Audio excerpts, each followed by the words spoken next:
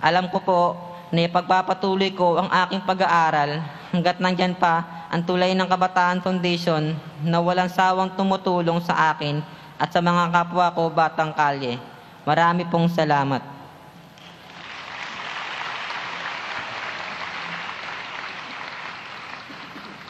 Ako naman po si Glycel Iris Palomar, 12 years old.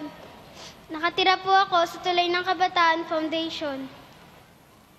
Marami na po ang mga batang pinabayaan ng kanilang mga magulang. Marami sa kanila ang naging biktima at masama ang nangyari sa kanila, tulad ng droga o prostitution. Bakit po pumapayag ang Diyos na may ganitong nangyayari?